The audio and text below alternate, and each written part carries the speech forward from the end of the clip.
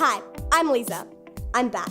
And welcome to The Week That Was, a 60-second look at what happened this past week at SJIIES. Start the clock. Monday started off with our weekly morning assembly, the virtue of the week being unity. Tuesday, the Prep 2s had an entry point for their IPC unit, Flowers and Insects, and the Grade 1s, as part of their entry point, had a treasure hunt to start off their IPC unit, Our World.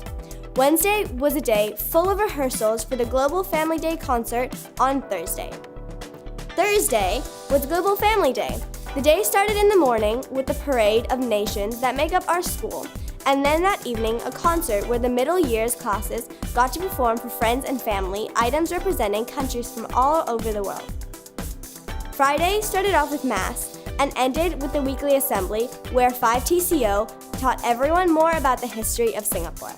On behalf of the Week That Was team, I'm Leiza, and we'll see you again next week.